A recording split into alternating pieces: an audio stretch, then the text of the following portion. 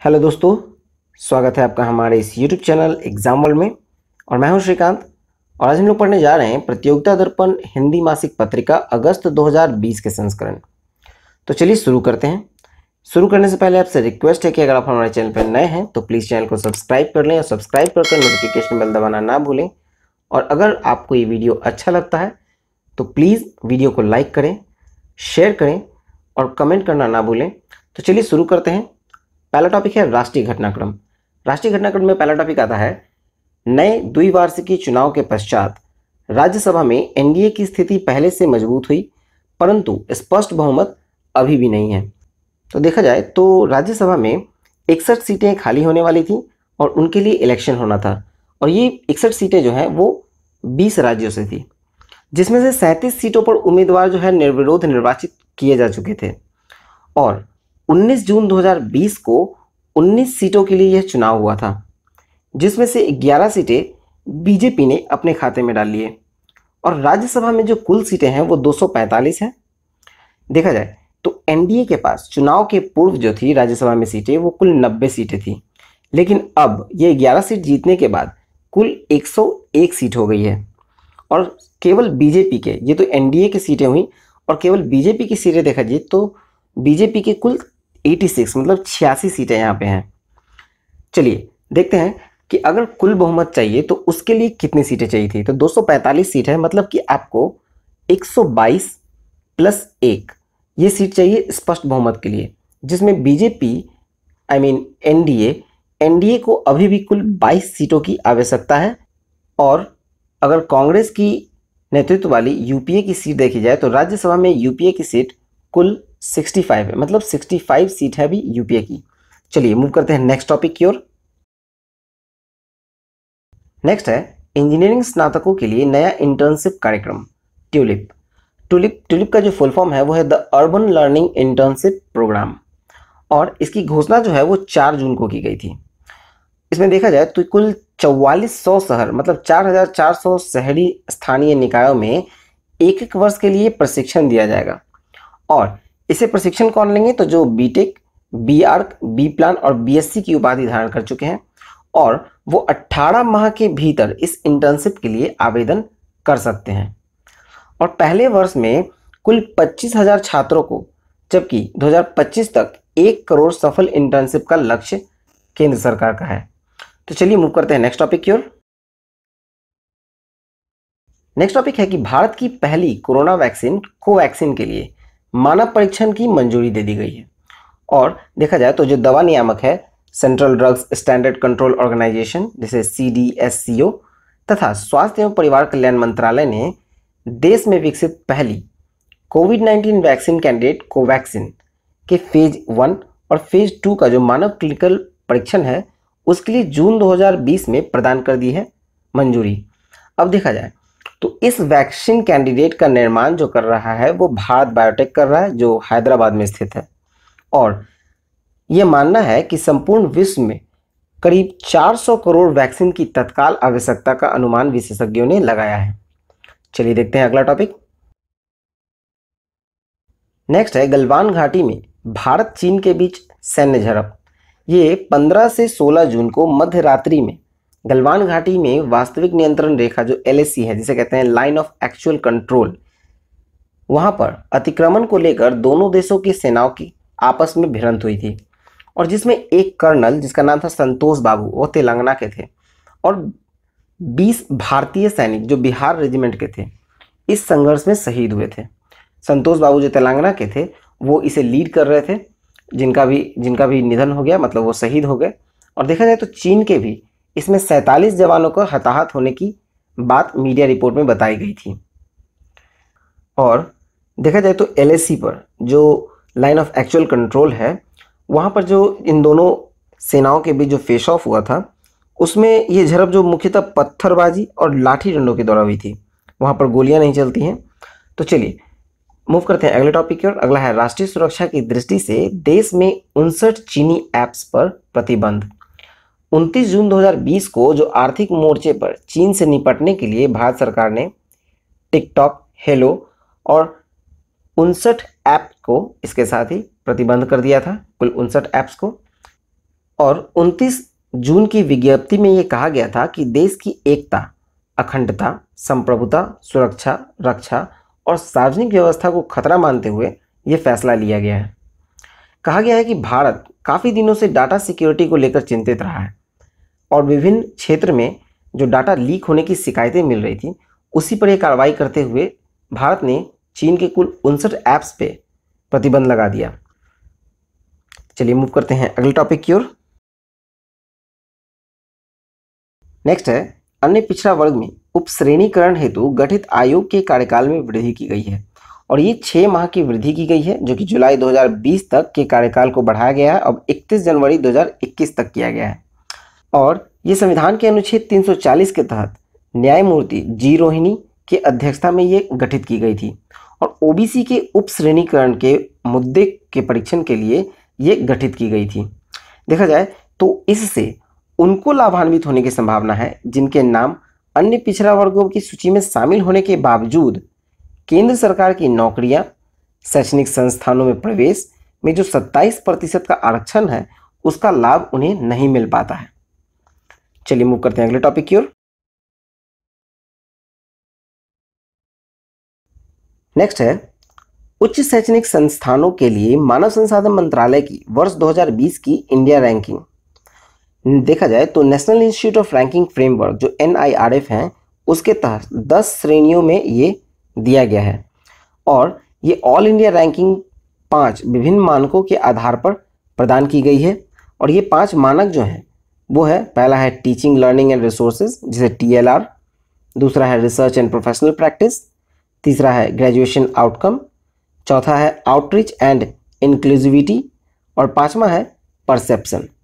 चलिए अब देखा जाए रैंकिंग देखते हैं उन 10 श्रेणियों में कि किस किस कॉलेज को कौन कौन सा रैंकिंग दिया गया है। तो ओवरऑल श्रेणी में देखा जाए तो यह है देश का सर्वश्रेष्ठ शैक्षणिक संस्थान, मतलब ओवरऑल सभी में देखा जाए तो देश का सर्वश्रेष्ठ शैक्षणिक स्थान हुआ IIT मद्रास और दूसरे स्थान पे आता है इंडियन इंस्टीट्यूट ऑफ साइंसेज। चलिए अब यूनिवर्सिटी वर्ग में भी देखा जाए तो पहला आता है Indian institute of sciences Bengaluru का और दूसरा है JNU दिल्ली का और तीसरा है BHU वाराणसी का, ये यूनिवर्सिटी वर्ग में है। फिर आते हैं इंजीनियरिंग वर्ग में, तो इंजीनियरिंग वर्ग में पहले स्थान पर है IIT मद्रास, दूसरे स्थान पर है IIT दिल्ली और तीसरे स्थान पर है IIT बॉम्बे। फिर मैनेजमेंट वर्ग में देखा जाए तो IIM अहमदाबाद पहले स्थान पे, दूसरे स्थान पे है IIM बेंगलुरु और तीसरे स्थान पे है IIM कलकत्ता। फिर देखते हैं कॉलेज वर्ग में, कॉलेज वर्ग में आता है मिरांडा हाउस दिल्ली का पहले स्थान पे, फिर lady Shri Ram college for women, ये भी नई दिल्ली का है। फिर आते हैं फार्मेसी पे, फार्मेसी में आता है जामिया हमदर्द, ये नई दिल्ली का है और ये पहले स्थान पे है। चिकित्सा वर्ग में आता है एम्स नई दिल्ली के। आर्किटेक्चर वर्ग में पहले स्थान पे आता है IIT खड़गपुर और विधि के वर्ग में आता है national law school of India university Bengaluru और दंत चिकित्सा के वर्ग में आता है पहले स्थान पर Maulana Azad institute of dental sciences Delhi और दंत चिकित्सा को ही इस बार ऐड किया गया है। इससे पहले दंत चिकित्सा को अवार्ड नहीं दिया जाता था, इस बार दिया गया है। चलिए मूव करते हैं नेक्स्ट टॉपिक की ओर। यहाँ पर हमारा राष्ट्रीय घटनाक्रम समाप्त होता है। अब हम लोग मूव करते हैं अंतर्राष्ट्रीय घटनाक्रम की ओर, जिसमें पहला टॉपिक है भारत 8वीं बार सुरक्षा परिषद का अस्थायी सदस्य निर्वाचित किया गया। देखा जाए तो भारत की सदस्यता जो है वो 1 जनवरी 2021 से 31 दिसंबर 2022 तक रहेगी और भारत के साथ 4 अन्य राष्ट्र भी इस बार संयुक्त राष्ट्र महासभा में चुने गए हैं। वो है नॉर्वे, मैक्सिको, आयरलैंड, कीनिया और 2021-22 के लिए इन्हें अस्थायी सदस्य बनाया गया है। देखा जाए तो ये 8वां बार होगा जब भारत 2 वर्ष के लिए अस्थायी सदस्य चुना गया है और सर्वाधिक बार जो चुना गया है वो है जापान। जापान कुल 11 बार अस्थायी सदस्य बना है, भारत 8 बार बना है और पाकिस्तान जो है वो 7 बार अस्थायी सदस्य चुना गया है। और देखा जाए तो सुरक्षा परिषद की जो उपयुक्त 5 अस्थायी सीटों में से एक सीट क्रमशः एशिया प्रशांत क्षेत्र से, लैटिन अमेरिका और कैरेबियाई क्षेत्र से और अफ्रीकी क्षेत्र से और तथा 2 सीट जो था वो पश्चिमी यूरोप व अन्य देशों के क्षेत्र से भरी जानी थी, जिसमें से एशिया प्रशांत क्षेत्र से भारत निर्विरोध चुना गया। और 15 सदस्यीय सुरक्षा परिषद में 5 देश जो है वो है अमेरिका, रूस, ब्रिटेन, फ्रांस और चीन। ये अस्थायी सदस्य हैं और इनके पास वीटो का अधिकार भी है। देखा जाए 2021-22 के दौरान जो सुरक्षा परिषद का सदस्य रहते हुए भारत जो है वो 2 बार, पहली बार अगस्त 2021 में और इसकी अध्यक्षता करने का इसे अवसर प्रदान हो रहा है। चलिए मूव करते हैं नेक्स्ट टॉपिक की ओर। नेक्स्ट टॉपिक है ग्लोबल पीस इंडेक्स 2020।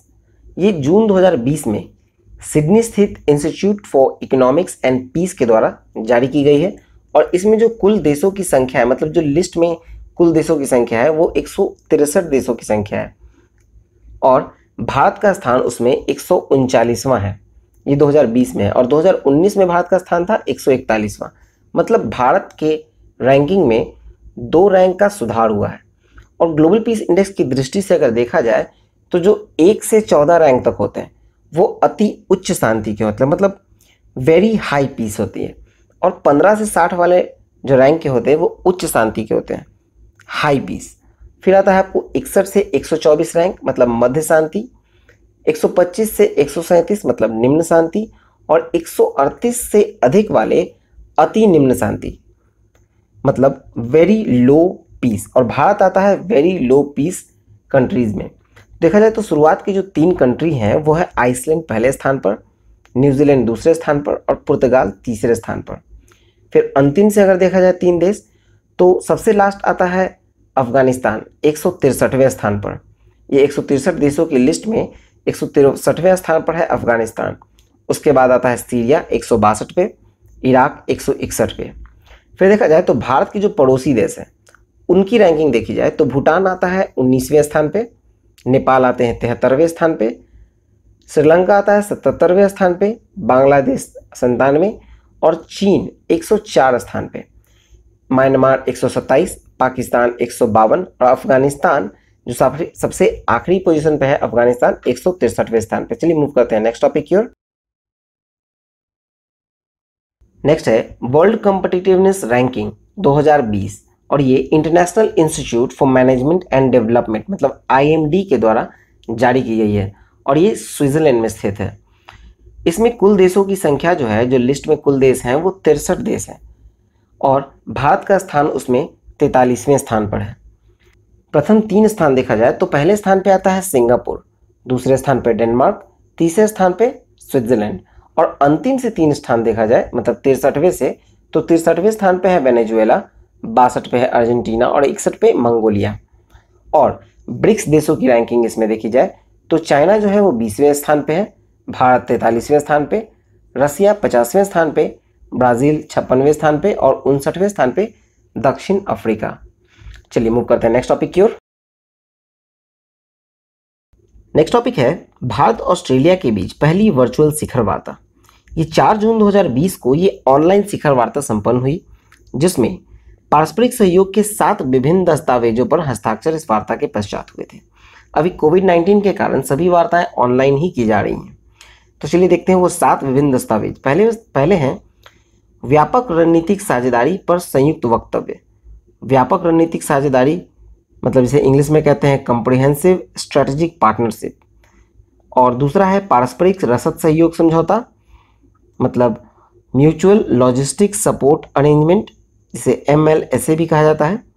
फिर है भारत प्रशांत में समुद्री सहयोग के लिए संयुक्त घोषणा पत्र।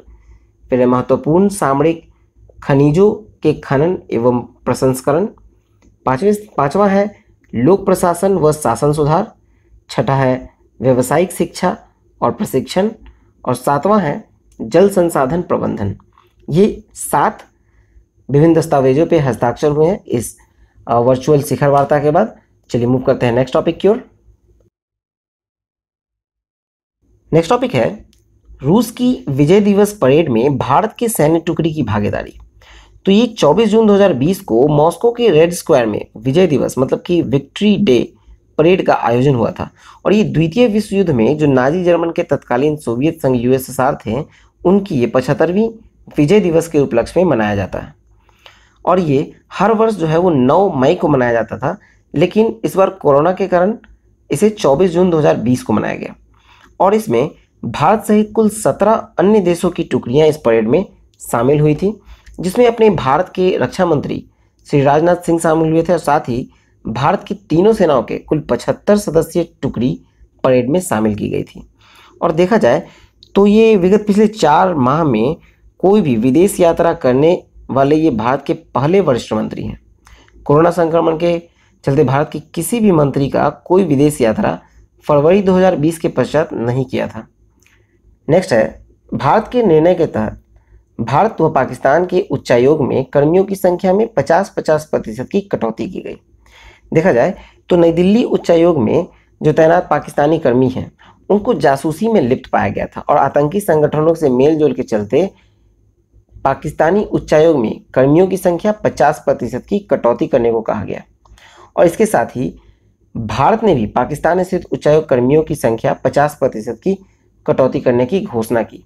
और देखा जाए तो ये पहला अवसर नहीं था जब कर्मियों की संख्या को आधी कर दी गई थी, इससे पहले भी किया गया। जब इसमें आपको दिसंबर 2001 में देखा जाए, दिसंबर 2001 में दिल्ली में जब संसद भवन पे आतंकी हमले हुए थे, उस समय जो तत्कालीन विदेश मंत्री थे जसवंत सिंह, उन्होंने दिल्ली स्थित पाकिस्तानी उच्चायोग की कर्मियों की संख्या में 48 घंटे के भीतर कमी की गई थी।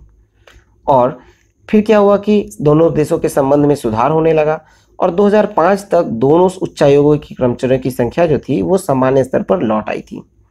चलिए मूव करते हैं नेक्स्ट टॉपिक की ओर। नेक्स्ट है, टेरर फंडिंग रोकने में विफलता के चलते पाकिस्तान एफटीएफ की ग्रे सूची में बरकरार।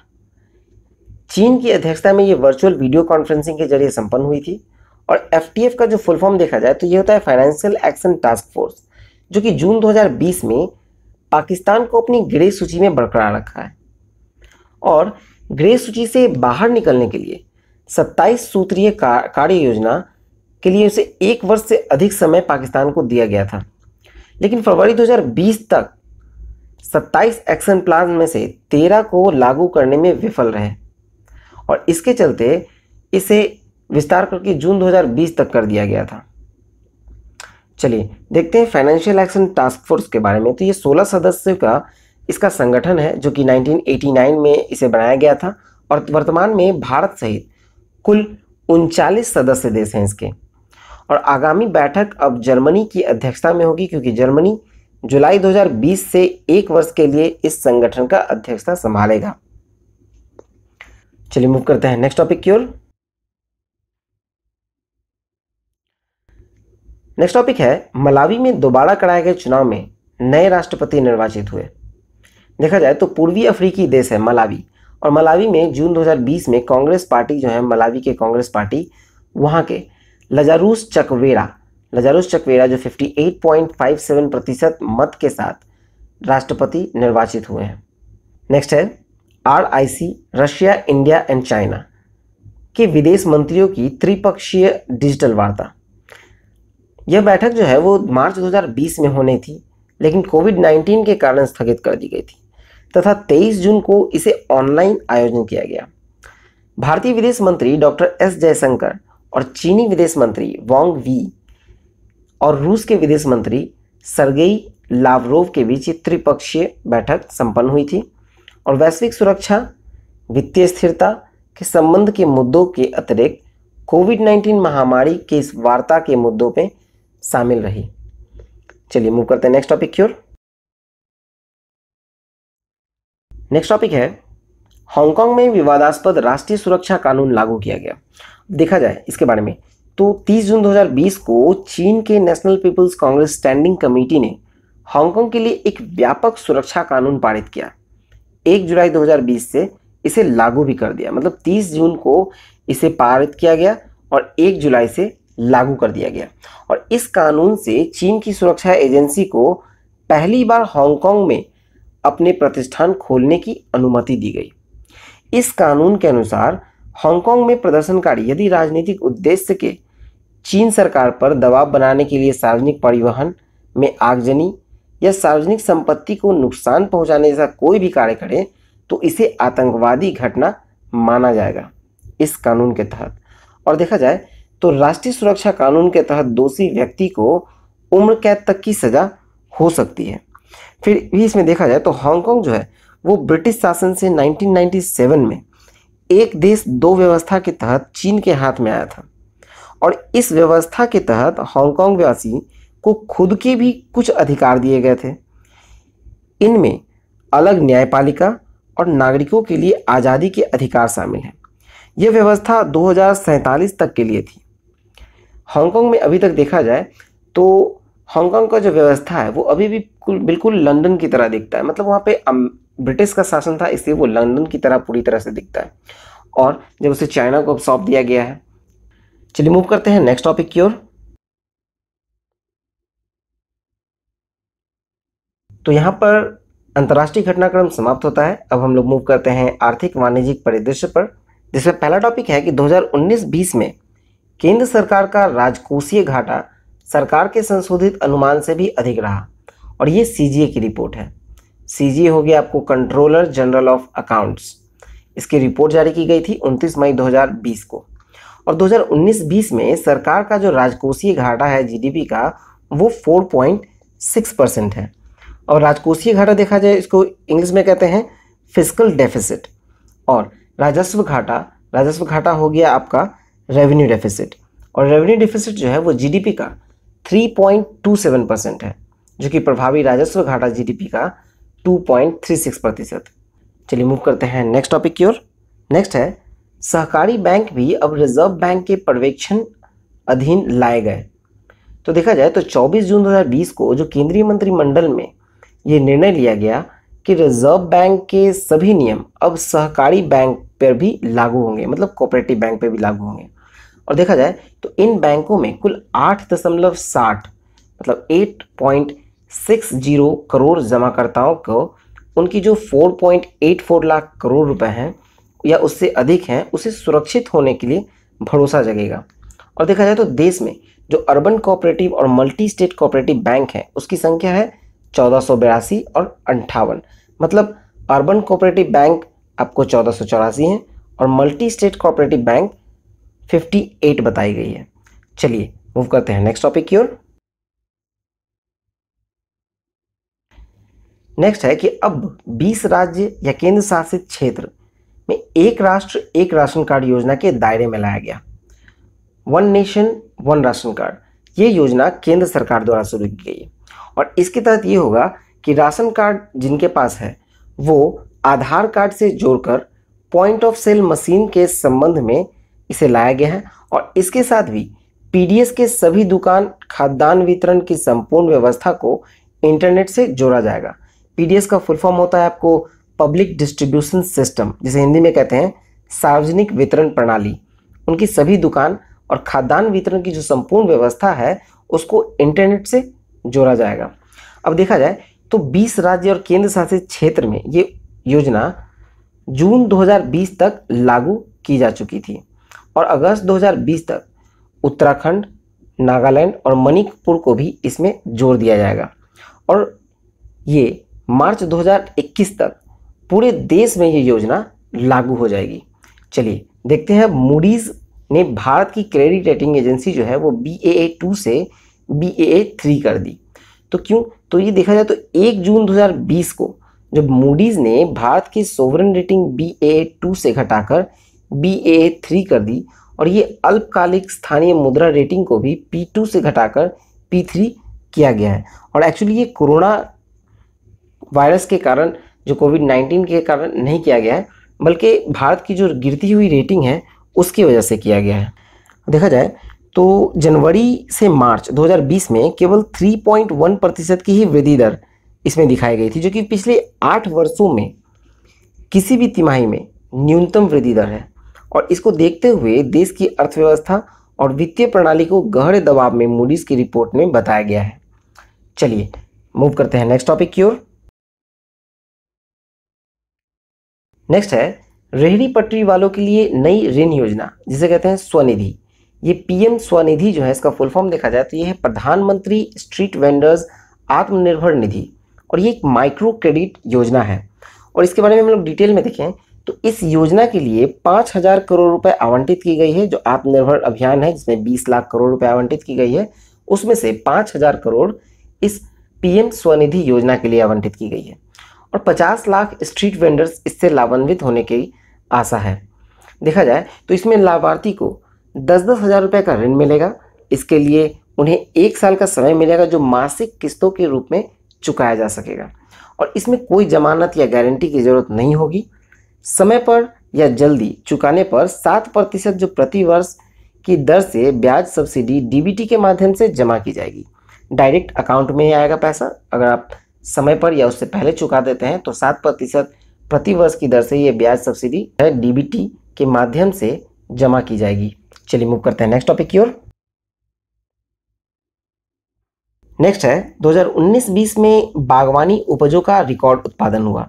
और बागवानी देखा जाए तो बागवानी में कौन कौन आते हैं, तो इसमें आते हैं फल, सब्जी, फूल और मसाले। फिर देखा जाए तो ये दूसरे अग्रिम अनुमान के अनुसार जो बागवानी में 2018-19 में 310.74 मिलियन टन रहा प्रोडक्शन, वहीं 2019-20 में कुल उत्पादन जो है वो 320.4 मिलियन टन अनुमानित है और ये 3.13% की वृद्धि दिखाई जाएगी। और 2018-19 में जो क्षेत्र में देखा जाए तो ये 25.43 मिलियन हेक्टेयर में किया गया था और 2019-20 में 25.66 मिलियन हेक्टेयर में, मतलब 0.9% की वृद्धि। फिर देखते हैं फलों का उत्पादन में। फल के उत्पादन में 2018-19 में 97.97 मतलब 97.97 मिलियन टन का जो फलों का उत्पादन हुआ था। 2019-20 में इसी उत्पादन का अनुमान है 99.07 मिलियन टन।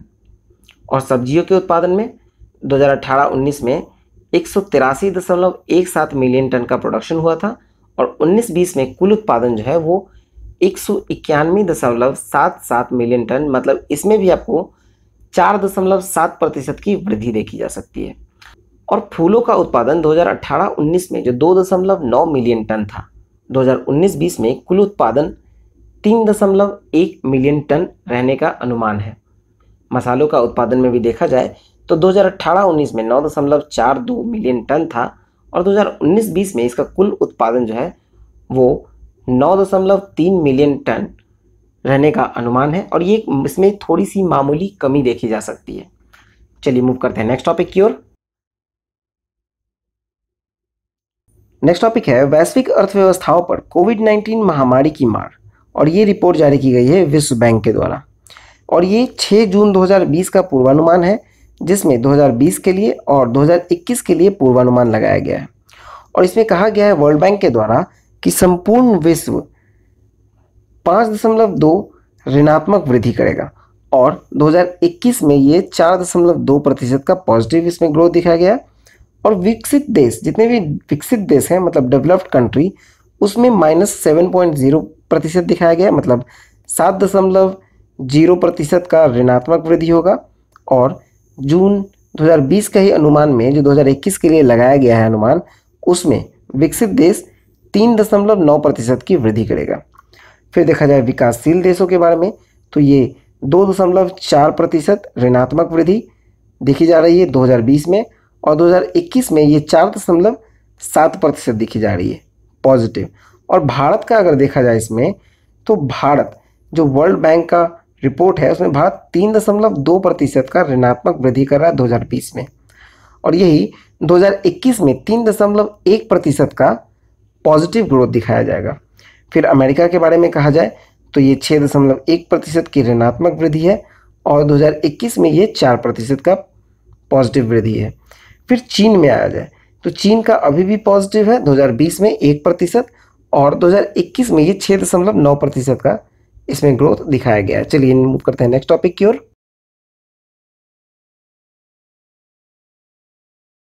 नेक्स्ट टॉपिक है अंतर्राष्ट्रीय मुद्रा कोष की जून 2020 की रिपोर्ट में भी कोविड-19 महामारी का दुष्प्रभाव पड़ा है। तो देखा जाए ये भी जून 2020 का पूर्वानुमान है और 2020 और 2021 ये दोनों समय के लिए ये पूर्वानुमान निकाला गया है। तो इसमें जो IMF मतलब अंतर्राष्ट्रीय मुद्रा कोष के द्वारा दिया गया है ये संपूर्ण विश्व के लिए ऋणात्मक है 4.9% 2020 में और 2021 में ये पॉजिटिव हो जाएगा 5.4%। फिर आपको विकसित देश के लिए ऋणात्मक है 8.0% और 2021 के लिए 4.8%। फिर मूव करते हैं जापान की ओर। जापान का भी अगर देखा जाए तो 2020 में ऋणात्मक वृद्धि ही है, वो है 5.8% ऋणात्मक वृद्धि और 21 में जाकर ये पॉजिटिव होगा 2.4%। ये IMF का अनुमान है। उसके बाद मूव करते हैं भारत की ओर। तो भारत जो है वो 4.5% का ऋणात्मक वृद्धि दिखा रहा है 2020 में IMF की अनुसार, और 2021 में भारत 6% का पॉजिटिव ग्रोथ दिखाएगा। फिर मूव करते हैं अमेरिका की ओर। तो अमेरिका जो है 2020 में -8.0 है, मतलब 8.0% का ऋणात्मक वृद्धि है, और यही अमेरिका 2021 में 4.5% हो जाएगा। फिर मूव करते हैं लास्ट चीन की ओर। तो चीन जो है वो अभी 1% का पॉजिटिव दिखा रहा है ग्रोथ, और 2021 में सबसे अधिक 8.2% का पॉजिटिव ग्रोथ दिखा सकता है। चलिए मूव करते हैं नेक्स्ट टॉपिक की ओर। नेक्स्ट है विभिन्न देशों में विदेशी प्रत्यक्ष निवेश के अंतःप्रवाह के मामले में अंकटाड की वर्ष 2020 का विश्व निवेश रिपोर्ट। देखा जाए तो 16 जून 2020 को विश्व भर में वर्ल्ड इन्वेस्टमेंट रिपोर्ट 2020 के शीर्षक वाला जो 30वीं सालाना रिपोर्ट है, जिसमें कि FDI के अंतःप्रवाह और बाह्य प्रवाह के संबंध में अंकटाड ने रिपोर्ट जारी की है। और देखा जाए तो अंतःप्रवाह को हम लोग इंग्लिश में कहते हैं इनफ्लो और बाह्य प्रवाह को कहते हैं आउटफ्लो। चलिए अंतःप्रवाह 2019 में देखा जाए तो भारत का स्थान 9वां है। इसमें 51 अरब डॉलर मतलब 51 अरब डॉलर के साथ दिखाया जा रहा है अंतःप्रवाह, और इसमें प्रथम स्थान पे आता है अमेरिका 246 अरब डॉलर के साथ। फिर आता है चाइना 141 अरब डॉलर, और सिंगापुर तीसरे स्थान पर है 92 अरब डॉलर के साथ। ये इनफ्लो है मतलब अंतःप्रवाह है। अब मूव करते हैं आउटफ्लो की तरफ मतलब बाह्य प्रवाह की ओर। तो 2019 में बाह्य प्रवाह के लिए जो प्रथम स्थान पे रहा है वो है जापान, 227 अरब डॉलर बाह्य प्रवाह हुआ है जापान से। फिर अमेरिका से 125 अरब डॉलर और नीदरलैंड से भी 125 अरब डॉलर के साथ, ये दोनों दूसरे और तीसरे स्थान पर बने हुए हैं। फिर आते हैं चौथे स्थान पर है चीन जो कि 117 अरब डॉलर के साथ। फिर आइए देखते हैं अंकटाड के बारे में। तो अंकटाड के जो सदस्य देशों की संख्या है वो 195 है, और अंकटाड का जो मुख्यालय है वो जिनेवा में है। चलिए मूव करते हैं नेक्स्ट टॉपिक की ओर। फिर आते हैं हम लोग भारत की दूरसंचार परिदृश्य की ओर, जो कि जनवरी 2020 के अंत की स्थिति को दिखाता है। तो भारत में जो टेलीफोन परिदृश्य है उसमें 31 जनवरी 2020 की स्थिति देखी जाए तो टेलीफोन कनेक्शन की जो कुल संख्या है करोड़ों में वो 117.70 करोड़ कनेक्शन है, जिसमें से शहरी उपभोक्ता इसमें आपको 66.27 करोड़ है, और ग्रामीण उपभोक्ता है इसमें 51.43%। चलिए देखते हैं टेली डेंसिटी। टेली डेंसिटी का मतलब होता है प्रति 100 व्यक्तियों में टेलीफोन का कनेक्शन। तो टेली डेंसिटी में भी शहरी क्षेत्र में 144.16 है, और ग्रामीण क्षेत्र में 58.03 है, मतलब कुल मिलाकर 87.45% रहा। अगला है भारत के दूरसंचार परिदृश्य जो कि जनवरी 2020 के अंत की स्थिति को दर्शाते हैं। ये 31 जनवरी 2020 की स्थिति है, और टेलीफोन परिदृश्य में एक दृष्टि में अगर देखा जाए तो टेलीफोन कनेक्शन की जो कुल संख्या करोड़ों में है तो वो 117.70 करोड़ है।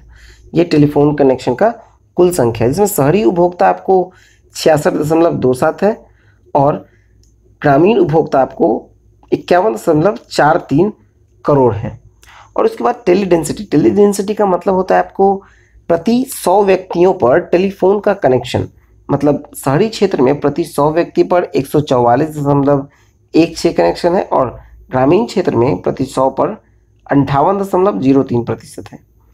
मूव करते हैं अगला कि कुल टेलीफोन उपभोक्ताओं जो शहर में जो उपभोक्ता हैं उनका प्रतिशत देखा जाए तो वो है 56.31%, और ग्रामीण उपभोक्ता का प्रतिशत इसमें आता है 43.69, और ब्रॉडबैंड उपभोक्ता की संख्या है 67.34। चलिए मूव करते हैं अगले टॉपिक की ओर, किसमें दूरसंचार सेवा प्रदाता कंपनी का अगर देखा जाए जो मोबाइल फ़ोन बाज़ार में आपको हिस्सेदारी है, तो इसमें सबसे ज़्यादा हिस्सेदारी आता है आपको रिलायंस जियो का जो कि 32.56% है। उसके बाद आता है वोडाफोन आइडिया दूसरे नंबर पे 28.45% के साथ। उसके बाद है भारती एयरटेल। भारती एयरटेल जो है वो वोडाफोन आइडिया के काफ़ी करीब है 28.38% के साथ, और BSNL 10.32% और MTNL 0.29%, कुल मिलाकर 100% हो गया। अब देखा जाए तो विभिन्न दूरसंचार मंडल में टेलीडेंसिटी की अगर देखा जाए तो दिल्ली, जहां प्रति 100 व्यक्ति 280.11 कनेक्शन है, और दूसरे स्थान पर हिमाचल प्रदेश है 148.29, फिर आता है केरल 128.09, फिर आता है पंजाब 122.77। इसी तरह से बिहार में जो टेलीडेंसिटी है वो है 53.07। चलिए मूव करते हैं नेक्स्ट टॉपिक की ओर। नेक्स्ट है 2019-20 में चीनी उत्पादन में भारी गिरावट देखी गई है, और ये जो 2019-20 में 273 लाख टन उत्पादन रहने का अनुमान है, जो कि 21.7% की गिरावट आने का इसमें अनुमान है। और साथ ही चीनी उत्पादन में देखा जाए तो ब्राज़ील प्रथम स्थान पर आता है और भारत दूसरे स्थान पर। भारत में चीनी उत्पादन उत्तर प्रदेश में पहले होता है, मतलब पहले स्थान पर उत्तर प्रदेश है, और दूसरे स्थान पर है महाराष्ट्र, और तीसरे स्थान पर है कर्नाटका। चलिए हम करते हैं अगले टॉपिक की ओर। अगला है कोविड-19 के लिए शॉर्ट टर्म हेल्थ पॉलिसी की सामान्य बीमा कंपनियों को अनुमति। इसमें इरडा जो है वो सामान्य बीमा कंपनी, मतलब कि जनरल इंश्योरेंस कंपनी को short term health insurance policy शुरू करने की अनुमति दी है। इसके तहत कोविड-19 कवर से 3 से 11 महीनों के हेल्थ पॉलिसी सामान्य बीमा कंपनी द्वारा जारी की जा सकती है। चलिए मूव करते हैं अगले टॉपिक की ओर। नेक्स्ट टॉपिक है म्यूचुअल फंड्स की खरीद पर स्टैंप ड्यूटी, मतलब प्रति 1 लाख रुपए के निवेश पर 5 रुपए का शुल्क देना होगा, और ये शुल्क जो है वो डेट और इक्विटी दोनों की तरह के म्यूचुअल फंड्स पर दे होगा, और जुलाई 2020 तक ये लागू हो जाएगा। चलिए मूव करते हैं अगले टॉपिक की ओर। नेक्स्ट टॉपिक है नियुक्तियां, मतलब अपॉइंटमेंट में पहला है अटॉर्नी जनरल के कार्यकाल में 1 वर्ष की वृद्धि की गई है, और ये हैं के वेणुगोपाल। नेक्स्ट है जिनेवा स्थित वर्ल्ड इंटेलेक्चुअल प्रॉपर्टी ऑर्गेनाइजेशन, मतलब विपो के नए महानिदेशक, मतलब डायरेक्टर जनरल बने हैं डारेन तांग। ये सिंगापुर के हैं, डारेन तांग सिंगापुर के हैं। चलिए नेक्स्ट देखते हैं। नेक्स्ट है अमेरिकी वायुसेना के पहले अश्वेत चीफ ऑफ स्टाफ, ये है Charles brown junior. United kingdom UK में भारत की नई उच्चायुक्त है गायत्री ईसर कुमार। संयुक्त राष्ट्र महासभा के 75वें सत्र हेतु अध्यक्ष निर्वाचित किए गए हैं वोल्कर बोजिकर, ये टर्की के रहने वाले हैं। वोल्कर बोजिकर ये संयुक्त राष्ट्र महासभा के 75वें सत्र के अध्यक्ष निर्वाचित हुए हैं। और भारत के नए राजदूत फिनलैंड में बने हैं रवीश कुमार। भारत के नए राजदूत स्विट्जरलैंड में नियुक्त हुए हैं मोनिका कपिल मेहता। फिर है संयुक्त राष्ट्र संघ के जेनेवा स्थित कार्यालय में भारत की अस्थायी प्रतिनिधि, ये हैं इंद्र मणि पांडे। और भारतीय तेल निगम आईओसी के नए चेयरमैन बने हैं श्रीकांत माधव वैद। और भारतीय उद्योग परिसंघ के अध्यक्ष हैं सत्र 2020 से 21 के लिए कोटक महिंद्रा। चलिए मूव करते हैं नेक्स्ट टॉपिक की ओर। नेक्स्ट टॉपिक है पुरस्कार सम्मान। इसमें पहला है EY world entrepreneur of the year, मतलब EY हो गया आपको erst and young world entrepreneur of the year. देखा जाए तो ये बायोकॉन लिमिटेड की कार्यकारी चेयरपर्सन जो हैं किरण मजूमदार साव, इन्हें अर्स्ट एंड यंग का विश्व का सर्वश्रेष्ठ उद्यमी पुरस्कार दिया गया है। और अर्स्ट एंड यंग के इतिहास में यह दूसरी महिला है जिसको विश्व की सर्वश्रेष्ठ उद्यमी चुना गया है, और ये पुरस्कार पाने वाली यह भारत की तीसरी उद्यमी है। किरण मजूमदार साव 1989 में पद्मश्री और 2005 में पद्म भूषण से सम्मानित किया गया है। नेक्स्ट है रिचर्ड डॉकिंस पुरस्कार 2020। अमेरिका के सेंटर फॉर इंक्वायरी ने वर्ष 2020 के रिचर्ड डॉकिंस पुरस्कार के लिए भारतीय शायर व गीतकार जावेद अख्तर को चुना है। और ये शिक्षा, विज्ञान तथा मनोरंजन के क्षेत्र में किसी भी क्षेत्र में प्रतिष्ठित व्यक्ति को दिया जाता है, और ये पुरस्कार पाने वाले जावेद अख्तर जो हैं वो पहले भारतीय हैं। चलिए देखते हैं नेक्स्ट टॉपिक। नेक्स्ट है विश्व खाद्य पुरस्कार, मतलब वर्ल्ड फूड प्राइज 2020। ये भारतीय मूल के अमेरिकी मृदा वैज्ञानिक, जिसे कहते हैं सॉइल साइंटिस्ट, उन्हें दिया गया है डॉक्टर रतन लाल को, और डॉक्टर रतन लाल को ये विश्व खाद्य पुरस्कार 2020 से सम्मानित किया गया है। फिर आते हैं मैग्सेसे पुरस्कार की ओर। मैग्सेसे पुरस्कार जो है वो कोरोना संक्रमण के चलते इस वर्ष वितरण नहीं किया जाएगा, इसे इस बार रद्द किया गया है, और पिछले 60 वर्षों में ये तीसरी बार है जब मैग्सेसे पुरस्कार को रद्द किया गया है। पहली बार जब रद्द किया गया था वो वित्तीय संकट के कारण किया गया था 1970 में, और फिर 1990 में फिलीपींस में भीषण भूकंप आने के कारण मैग्सेसे पुरस्कार रद्द किया गया था, और अब 2020 में कोरोना वायरस के कारण रद्द किया गया है। चलिए मूव करते हैं अगले टॉपिक की ओर। अगला है ऑस्कर पुरस्कार 2021। ऑस्कर पुरस्कार 2021 जो है वो 28 फरवरी 2021 को पुरस्कार का वितरण होना था, लेकिन अब ये 25 अप्रैल 2021 को होगा, और ये पुरस्कार देते जो है वो है the academy of motion pictures arts and sciences के द्वारा दिया जाता है। चलिए देखते हैं अगला टॉपिक। नेक्स्ट टॉपिक है जर्मन बुक टुडे का शांति पुरस्कार। ये भारतीय अर्थशास्त्री प्रोफेसर अमर्त्य सेन को जर्मन बुक टुडे का शांति पुरस्कार देने की घोषणा की गई, और प्रोफेसर सेन को ये पुरस्कार जो है वो वैश्विक न्याय व सामाजिक असमानता पर उनके कार्य के लिए दिया गया है। प्रोफेसर सेन 1999 में भारत रत्न से भी सम्मानित किया गया है। चलिए देखते हैं अगला टॉपिक। नेक्स्ट टॉपिक है निधन। निधन में पहला है बॉबी मोरो। बॉबी मोरो जो थे वो अमेरिका के प्रसिद्ध पूर्व एथलीट थे, और जिनका 84 वर्ष की आयु में निधन हो गया। नेक्स्ट है पियरे नकुरुंजीजा। ये बुरुंडी के राष्ट्रपति हैं, जिनका 56 वर्ष की आयु में हार्ट अटैक के कारण 10 जून 2020 को निधन हो गया। फिर आते हैं बासु चैटर्जी। बासु चैटर्जी जो हैं वो बॉलीवुड के जाने माने निर्माता निर्देशक बासु चैटर्जी का 93 वर्ष की आयु में निधन हो गया। नेक्स्ट आते हैं वाजिद खान। वाजिद खान जो है वो फिल्म संगीतकार भाइयों में, जैसे साजिद वाजिद जो भाई की जोड़ी थी, उसमें से वाजिद खान 31 मई 2020 को उनका हृदय घात से मतलब हार्ट अटैक के कारण उनका निधन हो गया। नेक्स्ट है सुशांत सिंह राजपूत। सुशांत सिंह राजपूत का जो बॉलीवुड के एक जाने माने 34 वर्षीय एक्टर थे, और इनका निधन 14 जून 2020 को इन्होंने आत्महत्या कर ली।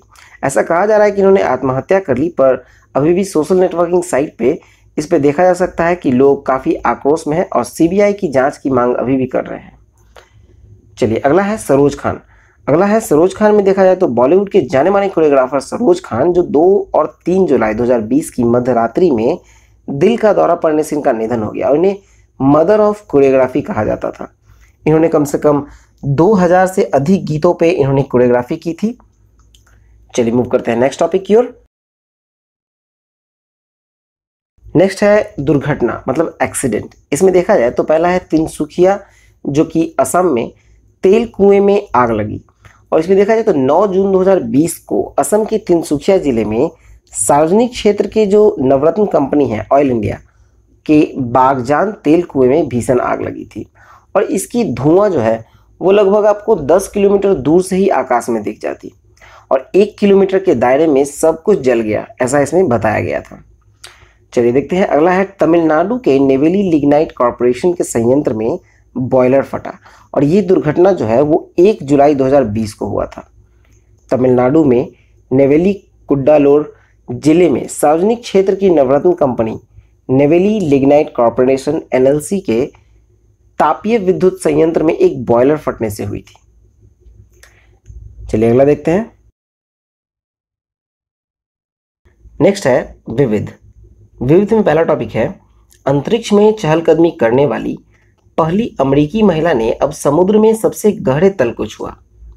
अंतरिक्ष में चहलकदमी करने वाली पहली अमेरिकी जो एस्ट्रोनॉट हैं वो है डॉक्टर कैथी सोलिवन, और ये 68 वर्षीय हैं, और 68 वर्षीय कैथी ने स्पेस वॉक के बाद लगभग 36 वर्ष बाद सागर में सर्वाधिक गहराई पर स्थित जो मरियाना ट्रेंच में, जो कि 35,810 फुट नीचे है, वो चैलेंजर डीप की सतह को छू पाई है, और अब तक ये केवल 8 लोग वहां तक पहुंच सके हैं।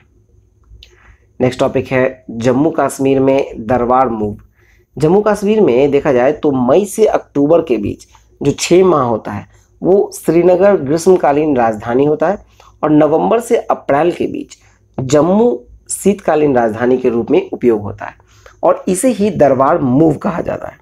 और इस लॉकडाउन के चलते दरबार मूव की यह प्रक्रिया मई के बजाय जून के अंत में संपन्न हुई थी। चलिए अगला टॉपिक देखते हैं।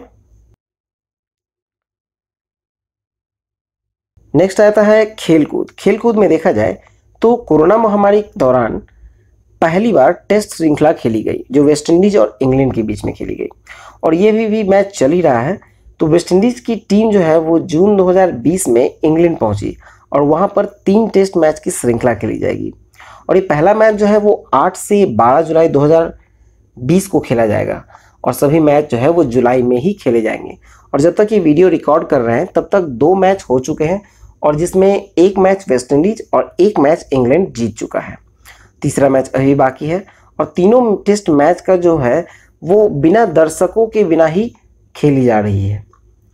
चलिए अगला है आईसीसी के अंपायरों के एलिट पैनल में शामिल होने वाले तीसरे भारतीय बने हैं नितिन मेनन। और इससे पहले जो 2 लोग शामिल हुए हैं एलिट पैनल में, उसमें से एक हैं श्रीनिवास वेंकट राघवन, जो 2002 से 2004 के दौरान थे, और दूसरा था 2010 से 2019 के दौरान सुंदरम रवि। चलिए नेक्स्ट टॉपिक है आईसीसी चेयरमैन शशांक मनोहर ने पद छोड़ा। ये 2-2 वर्ष के लगातार 2 कार्यकाल पूरे होने के पश्चात उन्होंने ये पद छोड़ दिया है। और वैसे तो कोई भी व्यक्ति अगर कार्यकाल संभालना चाहे तो 3 कार्यकाल इसमें संभाल सकता है, लेकिन शशांक मनोहर ने 2 कार्यकाल के बाद ही अपना पद छोड़ दिया है। और चेयरमैन के पद का चुनाव होने तक जो उप चेयरमैन अभी हैं हांगकांग के इमरान ख्वाजा, उन्हें ही अंतरिम चेयरमैन के रूप में कार्य संभाला है। चलिए मूव करते हैं नेक्स्ट टॉपिक की ओर। नेक्स्ट है एशियाई एथलेटिक्स चैंपियनशिप 2019 में 800 मीटर दौड़ में स्वर्ण पदक विजेता गोमती मणि मुथु का पदक छीना गया। और क्यों छीना गया?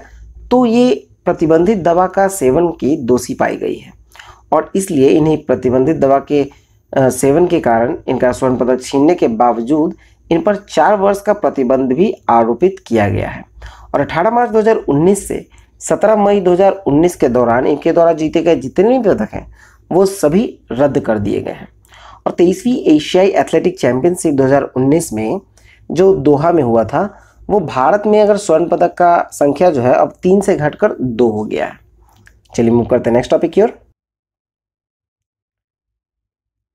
नेक्स्ट है 28वें इंग्लिश प्रीमियर लीग जो 2019-20 के हैं, लिवरपूल इसमें विजेता रहा है। ये जो स्टार्ट किया गया था ये 9 अगस्त 2019 को शुरू किया गया था। फिर कोरोना संक्रमण के कारण 4 महीने इसे बंद किया गया मार्च से, और 17 जून 2020 को दर्शकों के गैर मौजूदगी में इसे कराया गया। लेकिन फिर भी 26 जून 2020 को 7 मैच शेष रहते हुए लिवरपूल टीम को अंकों के आधार पर विजय घोषित किया गया, और 1990 के पश्चात ये पहली बार ये खिताब जीतने में सफलता प्राप्त कर सका है लिवरपूल। नेक्स्ट है फीफा महिलाओं का 9वां विश्व कप 2023 में। इसमें जो मेजबान देश है वो है ऑस्ट्रेलिया और न्यूजीलैंड, और पहली बार ऐसा किया जा रहा है कि 2 देश संयुक्त रूप से मेजबानी कर रहे हैं। टूर्नामेंट का जो आयोजन है वो 10 जुलाई से 20 अगस्त 2023 तक होगा। इसमें कुल टीमें 32 टीमें भाग लेंगी, और 2019 तक देखा जाए तो इसमें सिर्फ 24 टीमें ही भाग ले रही थी, और अब इसमें 2023 में 32 टीमें भाग लेंगी। चलिए मूव करते हैं नेक्स्ट टॉपिक की ओर। नेक्स्ट टॉपिक है फीफा रैंकिंग। फीफा रैंकिंग देखा जाए तो जो अप्रैल 2020 में रैंकिंग थी वही रैंकिंग अभी जून 2020 में भी है, क्योंकि इस दौरान कोई भी मैच नहीं खेला गया कोरोना वायरस के कारण। और फीफा के जो कुल सदस्य देश हैं वो कुल 210 देश हैं, जिसमें भारत का स्थान 108वां है। और प्रथम 3 स्थान देखा जाए पुरुषों में जो 11 जून 2020 की आंकड़ा बताता है, तो उसमें बेल्जियम पहले स्थान पर है, फ्रांस दूसरे स्थान पर, और ब्राज़ील तीसरे स्थान पर। उसके बाद आते हैं महिलाओं में, तो महिलाओं का जो प्रथम 3 स्थान है वो 27 मार्च 2020 तक का दिया गया है, जिसमें पहले स्थान पर है अमेरिका, दूसरे स्थान पर जर्मनी, और तीसरे स्थान पर फ्रांस है। नेक्स्ट टॉपिक है पृथ्वी व अंतरिक्ष टीमों के बीच शतरंज मुकाबला अनिर्णित रहा। इसमें देखा जाए तो अंतर्राष्ट्रीय अंतरिक्ष स्टेशन जो ISS पर रह रहे 2 खिलाड़ी हैं, अंतोली इविनिशिन और दूसरा है इवान वैगनर, और पृथ्वी पर रह रहे खिलाड़ी जो हैं ग्रैंड मास्टर सर्गी कर्जन, इनके बीच मैच हुआ और 9 जून 2020 को ये खेला गया और ये अनिर्णित समाप्त हुआ। चलिए मूव करते हैं नेक्स्ट टॉपिक की ओर।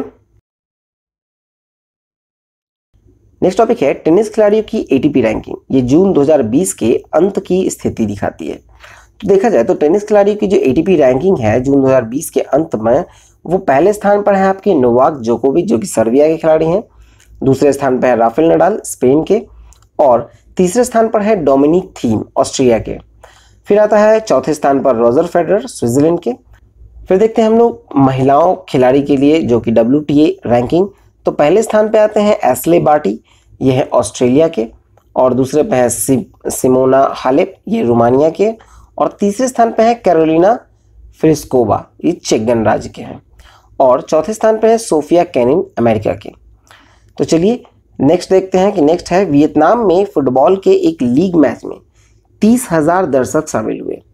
ये मैच जो है वो 5 जून 2020 को एक लीग मैच हुआ था, और जिसमें स्टेडियम में लगभग 30,000 दर्शक शामिल हुए थे। और वियतनाम में कोरोना वायरस का जो कुल संख्या है वो 328 मामले आए थे, लेकिन किसी की मृत्यु नहीं हुई थी। देखा जाए तो वियतनाम जो है वो चाइना से अपना बॉर्डर शेयर करता है, और वियतनाम में की आबादी जो है वो लगभग 10 करोड़ है, और जिसमें से 328 मामले ही कोरोना के मिले थे, और वहाँ पर किसी की मृत्यु नहीं हुई कोरोना वायरस के कारण। इसलिए वहाँ जो लीग मैच खेला गया उसमें आपको बहुत से लोग हैं जो बिना मास्क के देखे जा सकते थे, और इस मैच में पूरा स्टेडियम जो है वो खचाखच लगभग 30,000 दर्शकों से भरा हुआ था। चलिए यहाँ पर हमारा आज का ये वीडियो समाप्त होता है। आई होप आपको अच्छा लगा हो, तो प्लीज़ वीडियो को लाइक करें, शेयर करें, सब्सक्राइब करें, और इसकी PDF डाउनलोड करने के लिए आप हमारे टेलीग्राम चैनल को ज्वाइन कर सकते हैं, जिसका लिंक नीचे डिस्क्रिप्शन बॉक्स में दिया गया है। और साथ ही आप हमारे सोशल नेटवर्किंग साइट पे भी ज्वाइन कर सकते हैं, इंस्टाग्राम पे। Thank you for watching exam world.